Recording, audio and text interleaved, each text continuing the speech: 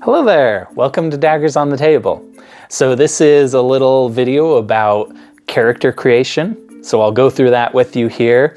I'm gonna give you just a little explanation like how to do it. And then afterward, I'll give you a skit to kind of dramatize what I'm talking about for you.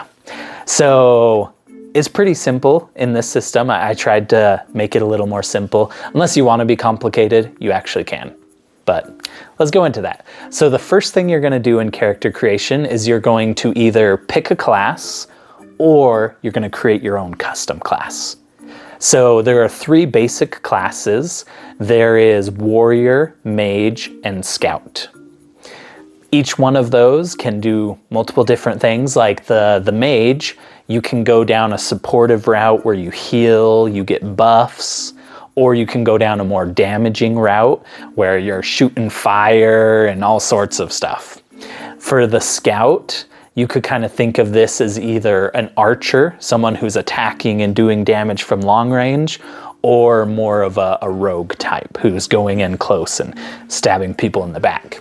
The warrior has two sides to it as well. One is kind of more the big burly barbarian types just running in with their great sword, or you can pick the protective warrior type where they have a shield, they're literally standing in the way, protecting their teammates and all that stuff. So that's the basic classes. Custom class, well, it can be just about anything you want, honestly, because you can choose any ability from any of the class guides as your custom class. Just make your own unholy conglomeration of abilities and skills and passives, all that stuff. It could be pretty cool. You could break the game, who knows? So that's the first part of character creation, is choosing a class. Second part now, we're going to choose weapons. So depending what class you choose, or if you're a custom class, all bets are off, you just choose what weapon you want. So each weapon, there's close range weapons, far range weapons, and each weapon is connected to a certain stat. And your stats are strength, intelligence, and dexterity. There's also constitution, but that doesn't go into weapons. That goes into how many health points you have. So you choose a weapon that connects to one of those, and whether you want to be close up or far away, there is a weapon for each stat that's either close or far away. So choose your weapon, then you're going to choose your armor. Now, armor in this game is actually pretty unique. Unlike a lot of tabletop games where you're rolling to see if you can meet a certain threshold to be able to hit someone, in this, there are no thresholds. Nothing. You roll damage, you hit. But the armor is basically an ability you can use. Each armor has some abilities, and you can use it to stop damage. So for example, the three base types, and there are more like legendary armor and other types, but the three base types are cloth, which will mean you can block half of the damage twice a day. There's leather, which means you can block up to 4 times, taking no damage, but it's a 50-50 chance. You might take no damage, or you might take all the damage. So could be better than cloth, might be worse than cloth. And then there's iron armor, which is just a straight twice a day. You completely block all damage coming at you twice a day. So, and each armor coincides also with a stat. So our iron is with your strength, dexterity goes to your leather, and then cloth, I guess it doesn't really go to a stat, it just, anyone can use it. So that's your armor. Once you've picked your weapons, your armors, your class, then you're gonna choose your stats. So now your stat points, they are, like I said, going directly towards how much damage you're doing. And that damage, whether it's an ability or your weapon, that's what your stats are for. Purely for that. So it'd be a good idea to choose one that lines up with the weapon you pick. other than, like I mentioned before, Constitution. So in this game, instead of getting life every level, your Constitution determines how much life you have. You start off with a base of 10 health, and then for every Constitution, every point in Constitution you have, you get more health. So, good idea to have some Constitution points as well. All right, now after your stats, we're gonna pick skills. And with your skills, now what we're doing is, this is like basically the role-playing side of things. So skill checks are gonna be very similar to many tabletop RPGs. It's the D20, you're rolling your D20, you're adding your skill modifier. So you're gonna have a list of 9 different skills, and depending which ones you choose, you're gonna be better at certain things. Like for example, you could put stuff into finesse, and finesse is basically just controlling everything that's physical but takes precision.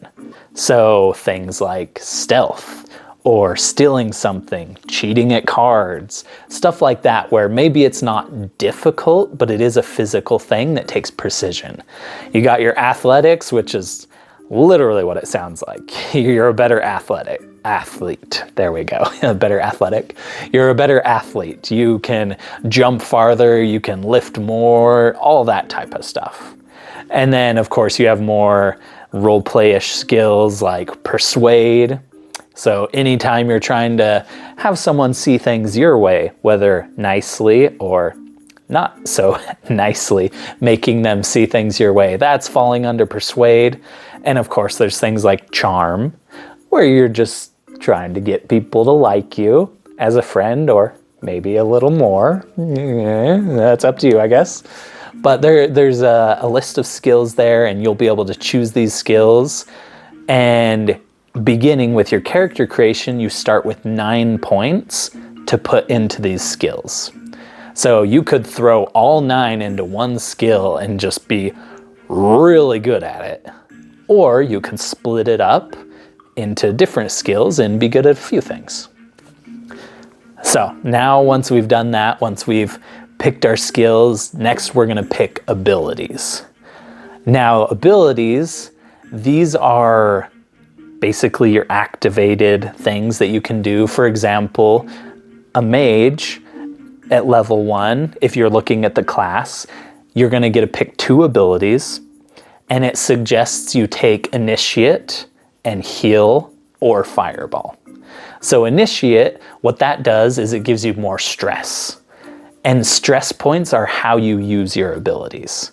So your normal attacks, moving, that type of stuff, that just takes an action, doesn't take any stress. Your abilities, on the other hand, almost all of them will typically take stress to use because they're stronger than just a normal attack. So Initiate gives you more stress, so you can use more abilities. Heal, you can probably guess what that does. It gets your hit points back.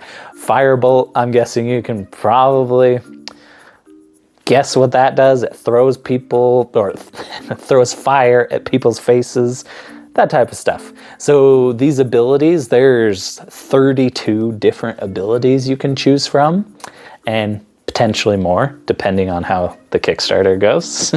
But there's quite a few abilities you can choose from. And then after you're choosing your abilities, the last part of like creating the character here in the first create, whatever. So the last part here is your passives.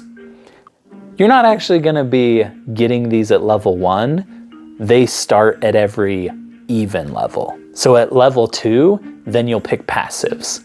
And passives are very similar to abilities, except they don't take stress, they're just always there. All right, so with all that in mind, that's like the nuts and the bolts of creating your character. And then the second half is, of course, your backstory. So you may be familiar with this, you may not, but basically you're gonna be creating a story for your character. So whether you want to be the edgiest of edgy people, like the angsty teenager that just wants to get revenge on everyone, maybe you're a baker who got cursed to put too much salt in everything and you have to find a way to get rid of the curse. Maybe you're like a person who's dying and your goal in life is to find the perfect funeral box to have your funeral in. Whatever it is, have fun with it. You're gonna create this backstory, and typically you're gonna be talking to your DM about this, your game master. And as you're talking to them, if you tell them about your backstory, they could potentially bring it into the campaign, into the story that you're gonna be playing through together with the game master and hopefully a couple of your friends. So, the backstory. Once you've created that, the last part, and this isn't technically character creation, I guess, but the last part is the game master will give you an introduction into the world, and then you'll jump in and you will start playing. You'll start fighting, you'll start role-playing, you'll start doing both together, whatever it is, and you're gonna be able to go through this game, level up, get stronger, meet new friends, meet some oddballs along the way, make plenty of enemies, all that sorts of stuff. So, now let me give you just a little skit to kind of dramatize what we were just discussing here. Pull out your character sheets. I got my character ready right now. Why do you have your phone? I'm actually gonna use D&D Beyond. I already told you, this is not D&D. You can't use D&D Beyond. That's why I sent you the character sheets. Remember the character sheets, the email, the text, the call, all of that? There are some similarities, sure, don't get me wrong. Like the role-playing side, the skill checks, all of that, there are some similarities to D&D, but the combat and the character creation, it's quite a bit different. So you can't use D&D Beyond. I got mine. And what is that? There is a slight chance that something is wrong with my printer. All right, you're just gonna get black and white copies. See, black and white, that's what you're getting. Sorry, here you go. Cool. All right, first things first, we're gonna pick a class. Now, there's actually two ways you can do this. You can pick one of the class guides. So there's basic ones like warrior, mage, scout, or if you're feeling daring, you could make your own custom class. And that class lets you pick from any abilities from any of the classes and kind of mash it up. That's where we'll start. I'ma be a mage. So the mage, they have two different paths you can go down. You can go down more at least if you're following the guide, of course. You can go down the healing and supportive path, or you can go down the damage path. My team kinda, for some reason, dies a lot, so I'll go for healing. And you? I'm creating a custom class. I'm gonna be half healing and half dealing damage. You already got a healer, and there's only two of you. You don't really need two healers, and I'm just saying here. But I need to be able to heal my enemy. Do I even want to know? It's so that I can almost kill them, and then heal them, and then almost kill them again. I hope you know I'm going to use this against you. You can try. All right, next, we're gonna pick some weapons. Whoa, there's a staff that does more damage after you heal? I'm obviously taking that. Oh, I definitely gotta go for hidden blades. That basically lets me do the sneak attack from D&D, and I'm obviously roguish, so. I kind of expected that from both of you, honestly. I mean, healer and you. Okay, now we're gonna pick some armor. And for a mage, you're gonna wanna go with cloth. And it's still pretty good. It'll block half the damage coming your way 2 times a day. Okay. And for you, yeah, you're going leather. That's what rogue-like characters do. So dual blades, all that, yeah, you're going for leather. So leather lets you 4 times a day have a 50-50 shot at not taking damage. So you'll roll a dice. If you get high enough, you just take no damage. Naturally. Okay, now we're gonna do our stat points. So if you're doing the guide, you just follow the guide. But basically, all of your stats, they just make you do more damage with your weapons and abilities. That's pretty much what your stats do, except for Constitution, which directly gives you more life. So for a mage, like you're gonna wanna put 2 points in Intelligence and 1 point in Constitution. Deal. And Mr. Edgelord, I'm guessing you're putting it all into Dexterity so you can stab people better with your edginess. It's all going into Intelligence. It's so that I can heal my enemy so fast that they won't be able to die. They'll never be able to die. And that way they'll get to feel just a little bit of the pain that my character holds inside. I know I've joked about it before, but I'm really starting to think you are a psychopath. And it's a little concerning. Whatever. Change your armor from leather to cloth, because you need 2 points in Dexterity to use leather. Anyways, now we're to skill points. And this is good. This is where the role playing and the skill checks come into play. So maybe you're good at finesse. You're really good at all those things that, like sneaking, sleight of hand, anything that's physical but takes a lot of, well, finesse, dexterity, like precision.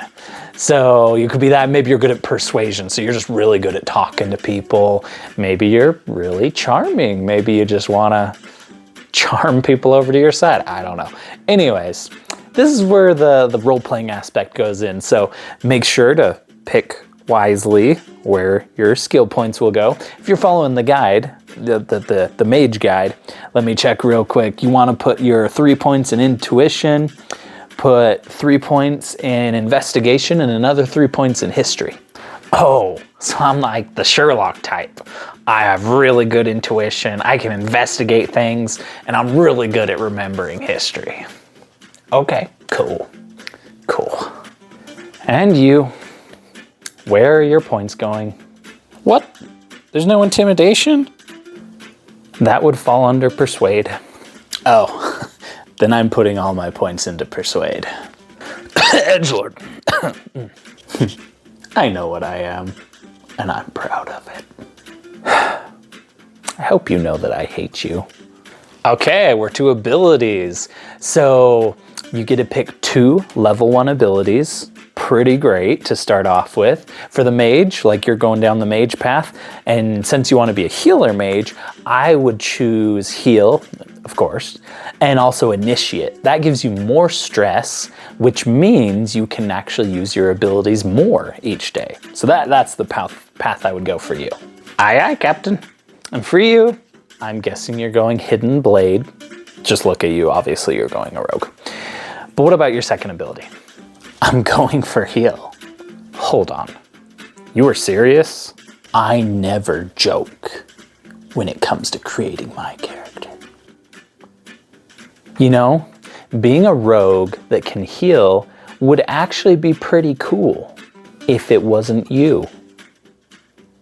This can only turn out badly. All right, one of my favorite parts now. Let's do backstories. Got any ideas? So, my character is convinced that he has an incurable disease and he's slowly dying. So he decided he needs to find the most perfect place to hold his funeral when he eventually dies from the disease he doesn't have. So he became an adventurer, and that's why he's adventuring, so he can find the perfect funeral plot. So that's him. I love that. That's gold. Good job. All right, how about you? Tell me about your trauma. Tell me why you're a rogue, why you're so edgy. What was it? Was it your parents? Did they hate you? Did they abandon you? Or maybe they died. Maybe they died or something. Oh, I know. Maybe you saw your whole village burn down to the ground. Was that it? Was that it? You could have been tortured. That would make sense for what you're trying to do with this stabby healy thing. Excuse you? This is my backstory? Sorry. Tell me your backstory. I had a great childhood, actually. My parents are still around. I send pigeons to them with letters and stuff every week. Like, every weekend I'll send them a letter, tell them how I'm doing on my adventures, how amazing it is. My dad is actually, he's like one of my closest friends. And my mom, she makes the best sweet rolls on this side of the world. Really? That's actually kind of heartwarming. I was not expecting that. Huh. Yeah, my parents, they even paid for me to go to Bard's College. Can you believe that? They're amazing, right? Wait, you're not a bard? You're not going at all like a bard. And let me tell you, at Bard's College, I met the most beautiful, amazing, kind woman that there's probably ever been. I mean, she took my breath away. I couldn't keep my eyes off of her. I knew we were destined to be together. But then it happened. That jerk, Red Top, appeared. Red Top? Red Top. Hold on. And he was absolutely horrible. He casted all sorts of spells like levitating on me so that I would be in the air and I couldn't do anything. He was relentless. He never stopped bullying me. It was horrible. Hold on. I know what this is. And the worst part of it all, not only was he trash, he got the girl. That's right, the one I was destined to be with. Red Top, he got her. And that right there was so much more traumatizing than all the bullying put together. The bullying was bad enough, but seeing him get the girl instead of me, oh. Is your backstory based off of Snape? Now, because of what I went through, because of the trauma, because of fate just spitting on me, I've learned how to not only heal, but use the blades too. Now this way, people can feel just a little bit of my pain, because I can hurt them and then heal them and then hurt them again. They'll get to know what it feels like to be me every day. Okay, it's kind of still Snape, just a little more psychopathic. Concerning, again. All right, let's jump into the introduction for the world. It's gonna be great. I'm sure both of you will fit right in.